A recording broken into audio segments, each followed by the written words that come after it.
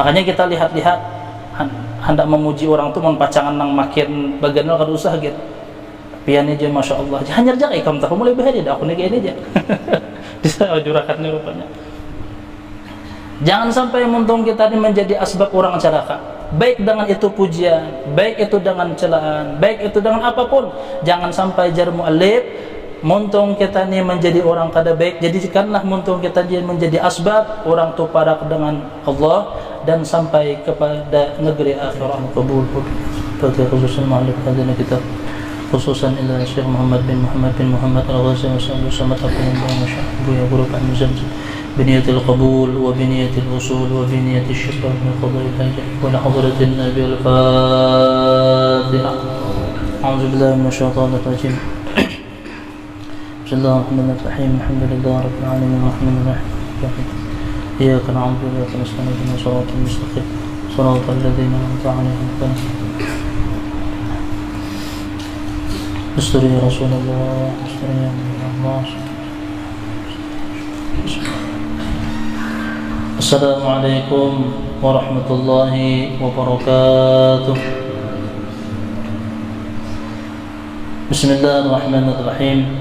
Alhamdulillah rabbil alamin. Alhamdulillah ala ni'matil iman wal islam wa huma min a'zamin ni'ami wa kafa bihima min ni'mah. Asyhadu an la ilaha illallah wahdahu la syarika lah wa asyhadu anna Muhammadan 'abduhu wa rasuluh. Allahumma salli wa sallim wa karrim wa azim ala sayyidina Muhammad wa ala alihi wa ashabihi wa tabi'in wa tabi'in tabi'in wa man tabi'ahum bi ihsanin ila yaumiddin. Rabbi shrah li sadri wa yassir li amri wa hlul 'uqdatam min lisani yafqahu qawli. Subhanaka la 'ilma lana illa ma 'allamtana innaka antal 'alimul hakim. Wa la hawla wa la quwwata illa billahil 'aliyyil 'azim. اللهم أخرجنا من ظلمات الوهم وأكرمنا بنور الفهم وافتح علينا بمعرفة العلم وزين أخلاقنا بالحلم واجعلنا ممن يستمعون القول ويتبعون أحسنه. أما بعد قال المؤلف رحمه الله تعالى ونفعنا به وبعلومه في الدارين آمين. Adapun lidah itu maka yaitu dijadikan bagimu karena membanyakkan dengan dia akan zikir kepada Allah Ta'ala dan membaca Al-Quran, dan engkau tunjuk dengan dia akan segala hamba Allah Ta'ala kepada jalan yang menyampaikan kepada Allah Ta'ala dan negeri akhirah, dan bahwasanya menyuruhkan dengan dia berbuat kebajikan dan menegahkan akan berbuat kejahatan, dan dapat engkau nyatakan dengan dia akan barang yang ada di dalam hatimu dari segala hajatmu dunia dan akhirah. Maka hendaklah engkau peliharakan akan lidahmu itu dari 8 perkara.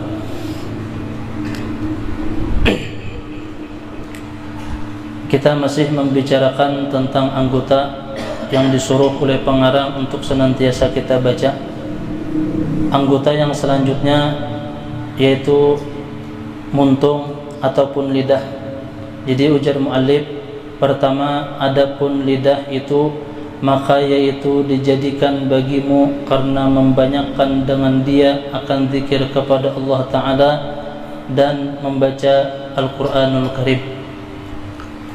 Sebagaimana telinga semalam, ujar muallif, ujar pengarang, hendaknya talinga tujar sidin katuju pada dengar Quran. Ternyata tatkala sidin membahas masalah muntung di anu sidin pulang. Jadi ujar sidin, maka yaitu dijadikan mulut itu bagimu karena membanyakkan dengan dia akan zikir kepada Allah Ta'ala dan membaca Al-Quranul Karim. Kan sudah semalam kita bahas sebagaimana disebutkan di dalam kitab Kifayatul Atqiya, Abdalul Dzikri ay nisbatil lisan, seabdal dzikir nisbah muntung itu adalah qiraatul Quran. Lebih abdal ketimbang zikir tahmid, tahlil, takbir, taqdis dan zikir-zikir nang lain. Qiraatul Quran abdalul dzikir, nisbah lisan. Jadi jersidin usahakan muntung ketujuh pada dengar Quran. Kan kaidah nang rancak kita dengar, Man ahabba syai'an akthar min zikrih. Barang siapa nang cinta sesuatu, maka ia akan ketuju menyebutnya. Mun kita kada kawa berzikir, kan zikir tu kena ada tingkatan-tingkatannya. Mun kawa muntung berzikir hati ingat, mun kada kawa hati senantiasa ingat, mun kada kawa muntung barang berzikir walaupun hati kada ingat. Itu tahapan-tahapan. Yang penting usahakan jangan sampai kada berzikir dan usahakan jangan sampai kada membaca Al-Quran. Kan di antara tanda sebagaimana kaidah nang ma'ruf untuk segala hal, man ahabba syai'an akthar min zikrih, barang siapa nang cinta sesuatu maka ia akan katuju himung untuk menyebutnya. Oleh karenanya Al-Imam Fudail bin Iyad rahimahullah di dalam kitab Muqashafatul Qulub, Al-Imam Al-Ghazali rahimahullah mengutip perkataan Imam Fudail ibn Iyad. Ini di zaman sidin. Kan Imam Fudail itu hidup di masa sahabat, di masa salafun saleh. Jadi ujar sidin, ini nasihat di masa sidin apalagi di zaman kita. Jadi ujar Imam Fudail ibn Iyad, idza qila laka. Imam Ghazali mengutip perkataan Imam Fudail. Jadi ujar Imam Fudail ibn Iyad, idza qila laka, apabila ikam ditakuni orang, atuhibbullah amla, ikam tu cinta kalon Allah kadakah? Ini mun seandainya, ini kan pertanyaan gisan kita seberataan mun ada orang bertakun. Napa jawaban nang terbaik? Itu jawaban nang di masa sedin, nasihat nang di masa-masa sedin, nang generasi nang terbaik. Ternyata nasihat sedin jar sedin pas quote jangan dijawab. Itu di masa sedin. Kenapa? Jar sedin fa idza qulta na'am, mun seandainya ikam bapada inggih ulun cinta kepada Allah, jar sidin laisa wasfuka wasfal muhibbin. Perilaku kita, mungkin sidin menasihati diri sidin, perilaku kita itu bukan perilaku seorang pecinta. Kan orang nang bujur-bujur cinta, mungkin bukan pian sulah membaca novel Laila Majnun lah, atau membaca novel apa karangan Buya Hamka nang rami kisahnya tenggelamnya kapal Pandarwij. Itu ajib. Ulun 3 hari galau menangis film itu aja, saking tersentuhnya kisah cinta Jainuddin kepada Hayati. Ulun waktu di pondok tapi mbah membaca novel itu 3 hari itu galau, kenapa Hayati kawin lawan nang lain. Ternyata Jainuddin itu orang nang jatuh cinta, ternyatanya sampai hendak gila karena kecintaan. Kada mau makan, kada mau taguring. Kan kayak itu juga dengan Laila Majnun. Jadi orang nang jatuh cinta tu paasian. Kan kita tahu kalau syair nang rancak kita dengar syair Al-Imam Syafi'i, in kana hubbuka sadiqan la ata'tahu, mun seandainya cinta ikam tu bujur kepada orang nang dicintai maka ikam akan paasian lawan nang dicintai.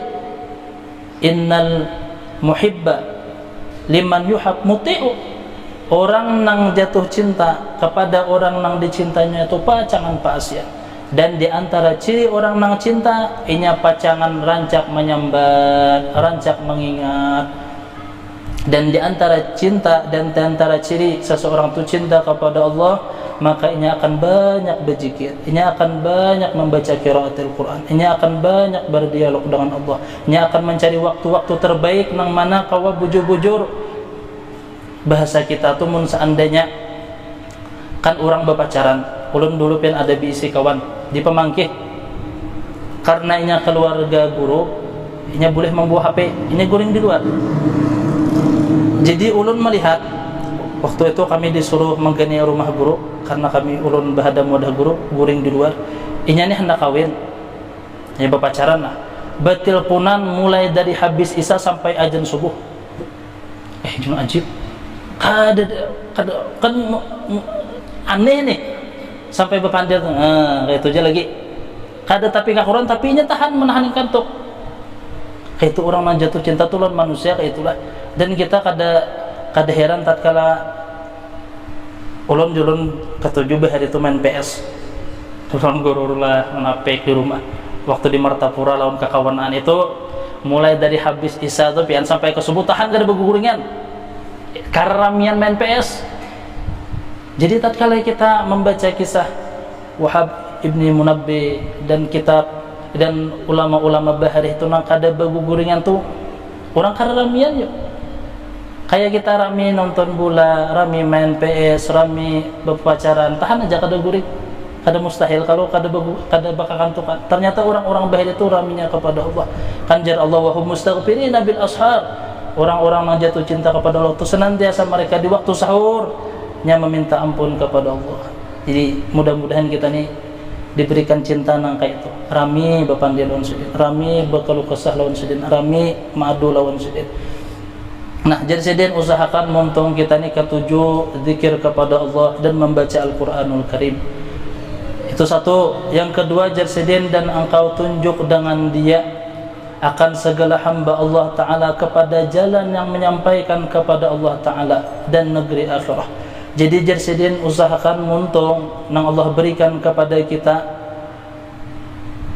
jadikan wasilah, jadikan perantara untuk menjadikan orang lain itu sampai kepada Allah, sampai ke negeri akhirah, bukan malah sebaliknya.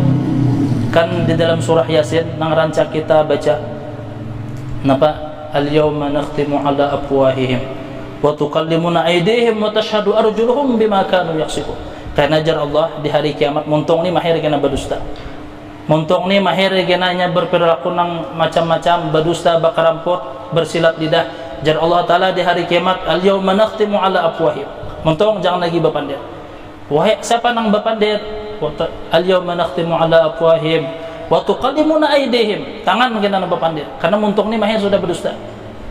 Wa tashhadu arjuluhum bima kanu yaksibun, batis pun juga kena bersaksi. Jadi jadikan anggota kita, terutama muntung kita, untuk menjadikan orang lain itu baik, jadi orang lain itu sampai kepada Allah, orang lain itu menjadi orang nang sebab muntung kita, orang itu menjadi parak dengan Allah, dapat taufik.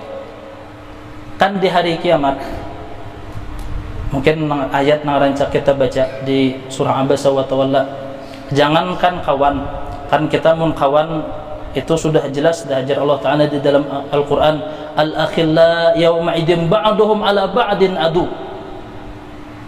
Kena di hari kiamat al-akhilla, kawan dengan kawan itu kena saling menuntut.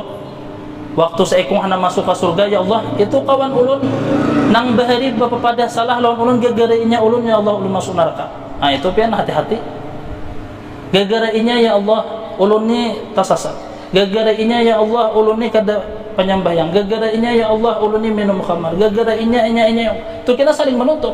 Kan jar Allah Ta'ala di dalam Al-Qur'an, yauma yafirru mar'u min akhihi wa ummihi wa abihi wa sahibatihi wa banihi likulli imri'in minhum yawma idin sya'nu yughni. Di hari kiamat kena abah melihat anak buka. Kenapa? Takutan kalau anak ini kena menuntut, ya Allah itu abah ulun, nang gara abah ulun kada malajari ulun masuk neraka. Ya Allah itu bini ulun, ya Allah itu. Di hari kiamat tu pian melihat dang sanak tu buka. Mun kada baik melihat anak tu buka. Takutan kalau anak ini meminta pertanggungjawaban. Kan kita tahu disebutkan kan di awal oleh mu'alif, seluruh anggota ini kan kena pacangan ditakuni kena di hari kiamat, apalagi kawan, apalagi keluarga kita. Nah jadi jarsidin usahakan muntung kita tu menjadi salah satu asbab orang itu menjadi baik, jangan malah sebaliknya kita menjadi wasilah. Terutama di internet kan ini musim mun ada nang kada baik tu jangan umpat like and share, pian itu menjadi asbab dosa jariah. Mun ada nang kada baik, apalagi foto nang kada baik, terbuka aurat ataupun kalam-kalam nang kurang baik, itu jangan umpat men-share, ngalih lagi hendak membulikakan. Kan mun sudah tabulik, mun sudah kita share tuh hendak membulikakan tuh kada kau lagi. Kayak itu kalau Gurullah sama ibarat napa kemuceng nang sudah takuripai itu kada kau dibulikakan lagi. Kan banyak istighfar dia lagi, mudah-mudahan diampuni Allah. Nah, jarsidin usahakan muntung kita ini menjadi salah satu asbab orang menjadi dekat kepada Allah dan orang menjadi gemar kepada negeri akhirah. Dan bahwasanya bahkan disebutkanlah mun kada khilaf oleh al-Imam Al-Ghazali rahimahullah, orang nang memuji seseorang nang inya tahu mun seandainya dengan pujiannya tadi orang menjadi malah sombong, orang nang memujinya tadi berusaha. Misalkan ada orang ni memuji ulun, orang ni tahu mun ulun ni dipuji, pacangan menggelembung hingus. Pacangan ganal bulu baju, pacangan malah ujar orang bahari mah urak sayap kegara memuji. Dan orang nang memuji ini tahu mun seandainya ulun dipuji malah tambah sombong. Memujinya ni jar Imam Ghazali dosa. Makanya kita lihat-lihat hendak memuji orang tu mun pacangan nang makin baganal kada usah gitu. Pian aja Masya Allah. Hanya aja ikam tahu mulai bahari dah aku ni ini aja. Bisa jurakat ni rupanya. Jangan sampai muntung kita ini menjadi asbab orang celaka. Baik dengan itu pujian, baik itu dengan celaan, baik itu dengan apapun. Jangan sampai jar mu'allif muntung kita ini menjadi orang kada baik. Jadikanlah muntung kita ini menjadi asbab orang tu parak dengan Allah dan sampai kepada negeri akhirah. Dua sudah. Dan jadi sedih bahwasanya menyuruhkan dengan dia berbuat kebajikan dan menegahkan akan berbuat kejahatan. Nah itu gunanya muntung. Bersuruh nang baik, menegah nang kada baik. Dan dapat engkau nyatakan dengan dia akan barang yang di dalam hatimu dari segala hajatmu dunia dan akhirah. Dan dapat engkau nyatakan dengan dia akan barang yang ada di dalam hatimu dari segala hajatmu dunia dan akhirah. Kan bujur. Apa nang di dalam hati itu kada kawa terungkap kecuali melalui anggota. Coba pian perhatikan. Artinya tatkala hati ini kada kau mengungkapkan, itu bisa anggota lain tuh nang kau mengungkapkan. Contoh, kan kita hanya piala dunia nih. Itu pian tatkala timnas tim-timnya menang Argentina, kan memang fans berat nih. Kemudian juara adalah karena kehimungan. Alhamdulillah. Kayak itu aja kah? Karena hati ini kada kau lagi menampung kasasanangan tu, ya muntung tu bisa bakuciak gol. Tangan tu bisa menampar ke TV. Ada videonya kalau hancur TV kada sakit hati. Mengambil pulang kalawang, hantam makan lawang. Kenapa hati ini kada tahan lagi menahan apa yang di dalam sampai ke anggota. Ini kan disebutkan di sini. Muntung itu bisa menjadi wasilah apa yang di dalam hati. Tatkala hati itu kada mampu lagi menampung, anggota ini menjadi mengekspresikan apa yang di dalam hati. Ulun waktu di Martapura suah nonton Barito Putra di Demang Lehman lawan main Persipura waktu itu. Jadi ini kan bukan Barito mania nih. Fans juga bahari ketujuh main bola. Jadi pas Barito mana ingat mun kada salah 2-1 skornya. Itu pian awak ni padahal apa? Nangaran kuciakan dihigani kada merasa lagi. Ba kuciak. Kada ada merasa parau kayak panang kayak orang nang kasurupan kahimungan. Kayak inilah ternyata tatkala hati ini sudah kehimungan, anggota ini kada merasa lagi apa yang terjadi. Makanya pian jangan heran tatkala membaca kisah sahabat tatkala mereka sembahyang di panah tu kada berasa. Memang kasasanangan hati. Adik kita kalau diikut nyamuk aja sembahyang sudah nah. Hanya nyamuk sebutih. Ternyata pian jadi sedini bujur. Hati itu tatkala sudah kada mampu lagi menampung apa yang di dalam lalu terekspresiakan taka anggota yang lain. Jadi makanya pian jangan heran tatkala jurulun membaca kisah-kisah orang bahari. Kayak itu kalau di Al-Imam Ali Sahibil Maulid nang setiap malam Selasa maulidnya kita baca. Kemudian malam Selasa tadi kita membaca syair apa hama qalbi indama dzukira an-nabi an-nabil mukhtar. Tatkala ini kan kisah bepandir orang nang hati sudah jatuh cinta. Tatkala dzukira an-nabi hama qalbi. Tatkala disebutkan nama nabi itu hati ini hasa entah napa nang dirasakan. Mungkin karena rindu, mungkin karena cinta, mungkin karena supan, mungkin karena kehendakan batamu walaupun mati. Napa sambungan saya dam'u aini. Entah napa nang dirasakan, timbul mata menangis, hati rasa sasak. Kan kayak itu kalau coba di dalam Maulid Ad-Diyaul Lami' Al-Habib Umar tatkala sedang mengisahkan bagaimana para sahabat tabi'in tentang kecintaan kepada Nabi kita. Napa jar Al-Habib Umar di dalam Maulid Ad-Diyaul Lami' sedang wallahi ma dzukiral habibu ladal muhib. Demi Allah jar Habib Umar, tatkala disebutkan nama Nabi kepada para pecinta, illa adha wadihan nashwana, hatinya akan merasa senang, himung, gembira, merasa tentang. Padahal mendengar nama Nabi aja, mendengar nama orang yang dicinta aja. Dan sidin kemudian bertakun di dalam syair itu menyinggung kita seberata. Jadi jar Habib Umar, ainal muhibbun alladzina alaihimu badlan nufusi ma'an nafaisihana. Tatkala sidin berkisah bagaimana para sahabat dalam kecintaan kepada Nabi kita, kemudian sidin bertakun, dan itu sebenarnya singgungan kisah kita. Napa jar Habib Umar di dalam maulid sidin, ainal muhibbun alladzina alaihimu badlan nufusi ma'an nafaisihana. Mana nang bepadah cinta lawan Nabi kita, nang inya rela mengorbankan hartanya, jiwanya, pikirannya untuk Rasulullah. Ulun rancak menakuni untuk diri pribadi ulun dan untuk kita seberataan. Ulun berbatakun, harta nang selama ini kita gawi, kira-kira banyak pian sumbangkan kah atau pian simpan?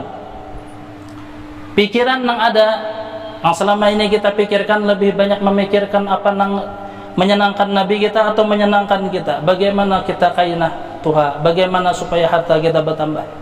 Dalam segi waktu kita habis untuk dunia lebih banyak ataukah untuk Rasulullah?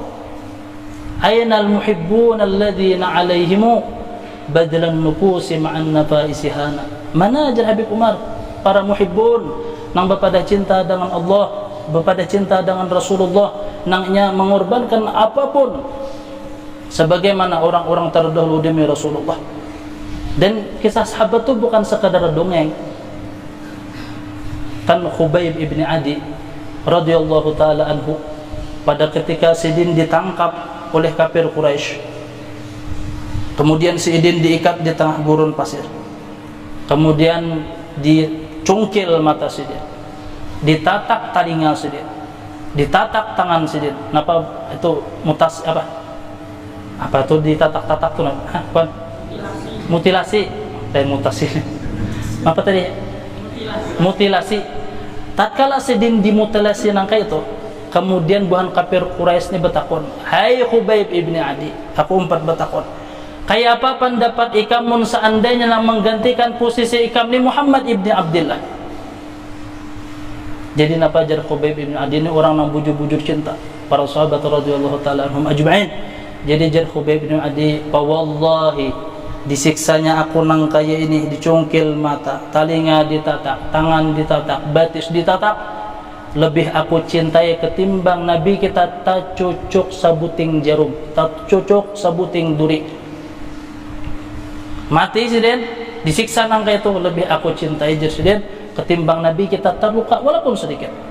Para sahabat.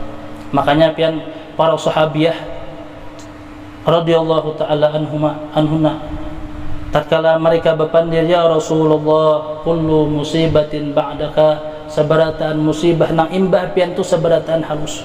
Yang penting pian kada kenapa-napa, abah mati. Ada kalau kisah sahabiah bebinian nang mahadangi nang abah mati, nang laki mati, nang anak mati, nang dangas anak mati. Bingungnya mencari. Jadi jar sahabat, laki ikam mati, abah ikam mati, anak ikam mati. Ini kada heran-heran. Jadi jadinya aku ada mencari abah mama aku ni Rasulullah kayak apa? Yang penting Rasulullah kada bapak, yang lain mati kada bapak. Jauh kita wang sahabat radhiyallahu taala.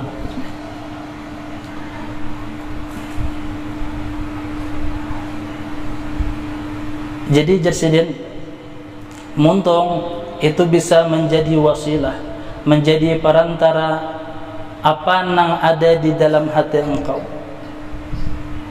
baik itu daripada hajat dunia engkau maupun hajat akhirat engkau. Maka hendaklah engkau peliharakan akan lidahmu itu daripada 8 perkara. Tadi muallif membahas tentang fungsi-fungsi dan kegunaan lidah untuk digunakan sebagaimana yang saya sebutkan, untuk memperbanyak zikir kepada Allah, untuk memperbanyak membaca qiraatul Quran, untuk menjadi asbab wasilah kebaikan gisan orang, untuk menjadikan wasilah apa yang di dalam hati engkau yang berupa kebaikan. Itu yang disebutkan oleh pengarang. Maka jarsidin hendaklah engkau peliharakan akan lidahmu itu daripada 8 perkara. Ini nang usahakan jarsidin 8 perkara. Muntung kita lidah kita kada menggawi nang 8 perkara ini. Nang pertama, maka hendaklah engkau peliharakan akan lidahmu itu daripada berdusta, sama ada bersungguh-sungguh atau bersanda-sanda, maksudnya bergurau-gurau, bergegayaan. Jadi jar mu'allif, pertama usahakan muntung kita jangan sampai berdusta, sama ada sungguh-sungguh ataupun bersanda-sanda, maksudnya bergurau-gurau. Jadi bagaimana nang biasa rajin berdusta tu 100 kali dikurangi 10 kali. Kan ada juga ulun orang tu nang berdusta menjadi gula kehidupan. Mun sidin kada berdusta galau sidin, mariang awak panas dingin, mun kada minum paracetamol hanya ampeh. Orang nang mahir berdusta ni. Dusta kan jan Nabi kita di dalam ada sahabat, ancak ulun kisahkan kisah ini. Ada para sahabat bertakun lawan Nabi kita, ya Rasulullah, mungkinlah orang mukmin, orang muslim tuhnya berzina. Jadi jan Nabi kita mungkin je ngarannya ada biisi nafsu, ngaran ada syaitan yang menggoda. Kemudian mungkinlah inya meminum khamar. Jadi jan Nabi kita mungkin je orang mukmin, orang muslim sekuat-kuatnya ngaran manusia, mungkin janya meminum khamar. Tatkala sahabat bertakun lawan Rasulullah, ya Rasulullah, mungkinlah seorang mukmin, seorang muslim itunya berdusta. Jadi jan Nabi kita kada mungkin seorang mukmin itu berdusta. Makanya kita banyak mendapati di dalam hadis-hadis min alamatin nifaq, di antara tanda-tanda orang munafik, di antaranya orang yang ketujuh berdusta. Dan mun seandainya ukuran yang inilah, mungkin kita ini termasuk orang yang berisi tanda-tanda munafik. Jadi mudah-mudahan Allah bersih hati kita seberatan. Allah jauhkan dari sifat nifaq dan ciri-cirinya. Di antaranya sifat dusta. Maka jangan engkau biasakan berdusta itu dengan bersanda-sanda. Jadi jersidin jangan ketujuh berdusta di dalam bergaya. Kenapa? Karena yang demikian itu membawa kepada berdusta yang bersungguh-sungguh. Orang yang terbiasa berdusta walaupun bergaya, maka inya kaina akan berdusta dalam keadaan bujur. Maksudnya berdusta dalam keadaan nang kada pantas. Kan kita bergayaan aja cuman berdusta. Nya ada bebinian kayak apa mun kada berdusta tu bergaya tu kada rami. Jadi dusta tu merupakan hal nang dibutuhkan. Malah jadi mun sudah menjadi kebiasaan itu dusta. Hanya walaupun hanya kebiasaan untuk bergaya-gaya, kainah di momen-momen nang kada bergaya itunya berdusta aja juga. Makanya sudah terbiasa. Kada denya merasa takutan, nya kada merasa pacangan. Kenapa ditakutan? Karena kebiasaannya sudah. Jadi jasiden walaupun dengan bersanda-sanda. Karena yang demikian itu membawa kepada berdusta yang sungguh-sungguh dan dari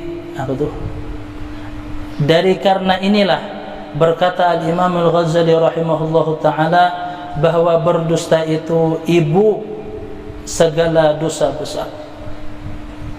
Jadi al-kadzib, jadi jar Imam Ghazali, dusta itu merupakan mama dari seberataan dosa besar. Dari dusta seseorang mungkin berzina, dari dusta. Jadi dusta ini modelnya tuh dosa-dosa yang lain tuh di belakangnya, mamanya ini dusta. Mun orang tuh sudah terbiasa berdusta, dosa-dosa yang lain tuh asa kecil aja lagi.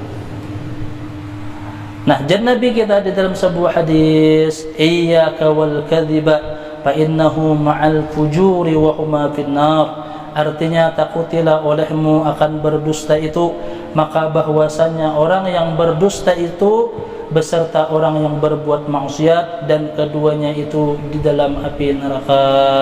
Dan lagi sabda Nabi sallallahu alaihi wasallam, innal kadhiba babun min abwabin nifaq.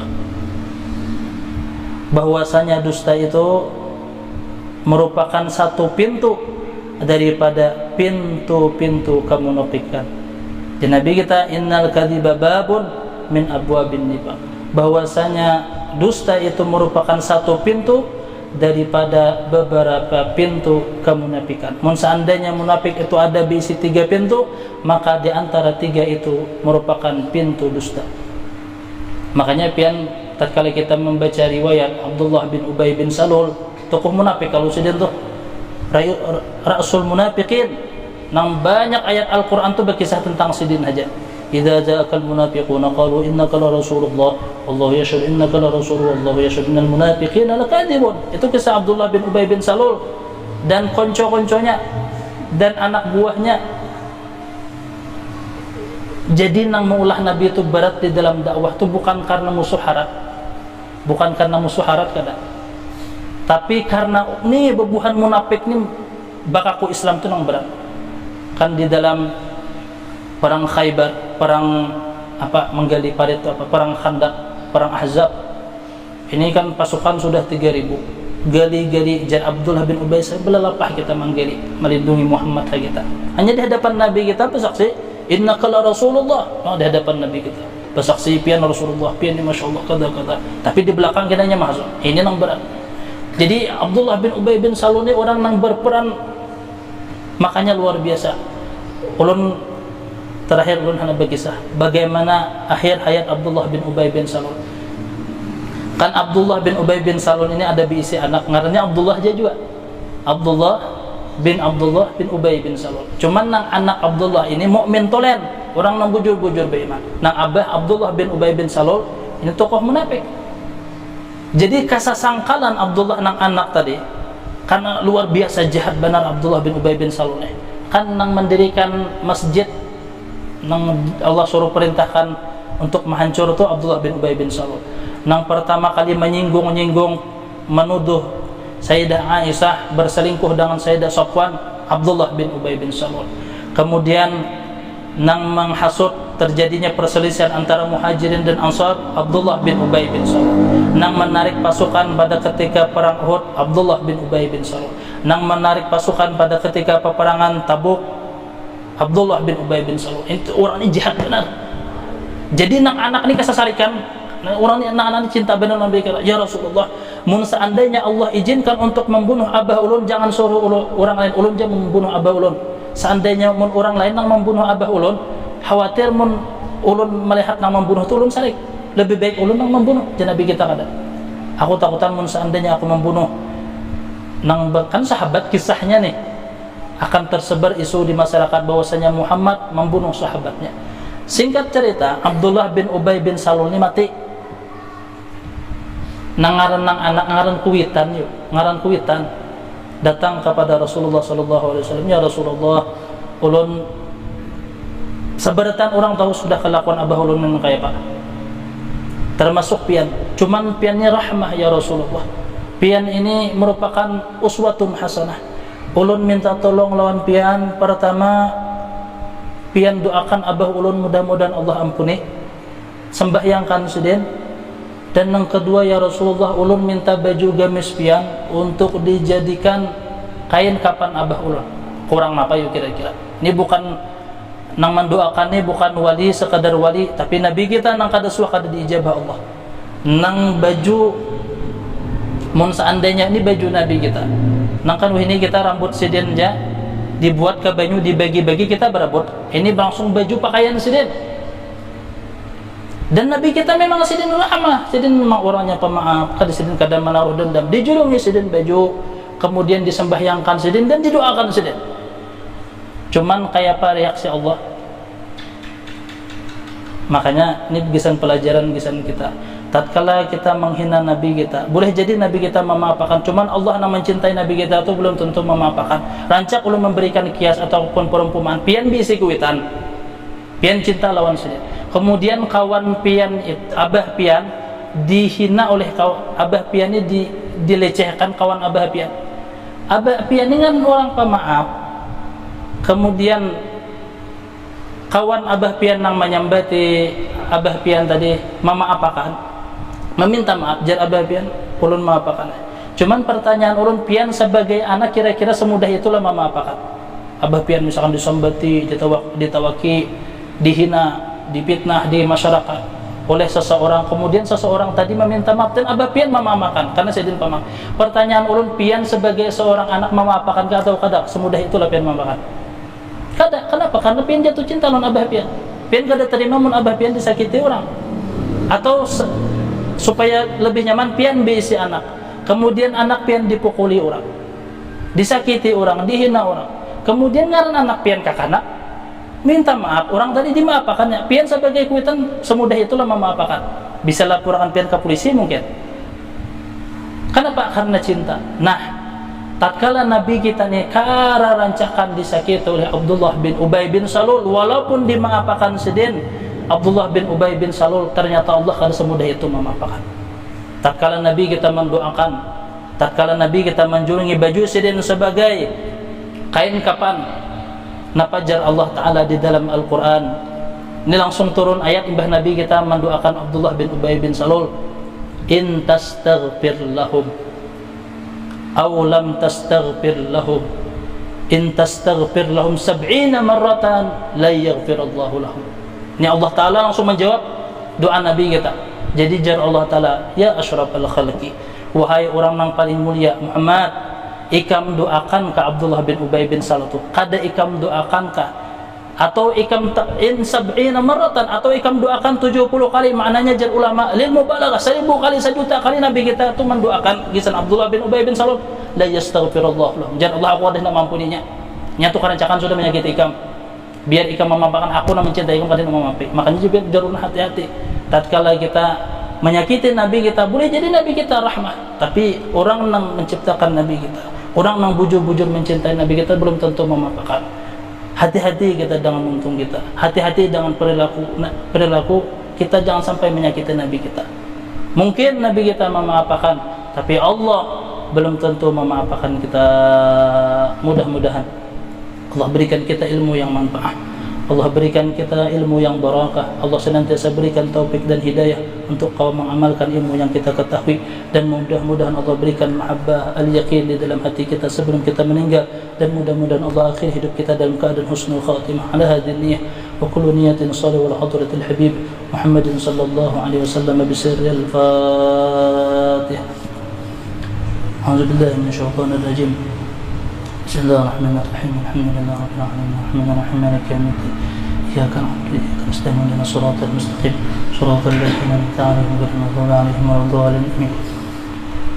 Amin. Bismillahirrahmanirrahim. Alhamdulillahi rabbil alamin. Wassalatu wassalamu ala asyrafil anbiya'i wal mursalin sayyidina Muhammadin al-amin wa ala alihi wa sahbihi ajma'in. Allahumma aghnina bil 'ilmi وزينا بالحلم وأكرمنا بالتقوى وجملنا بالعافية. اللهم استر عيوبنا وعيوب معلمنا ولا تذهب بركات عنا برحمتك يا أرحم الراحمين. ربنا آتنا في الدنيا حسنة وفي الآخرة حسنة وقنا عذاب النار. صلى الله على سيدنا محمد وعلى آله وصحبه وسلم. الحمد لله رب العالمين. تقبل الله منكم. يا كريم.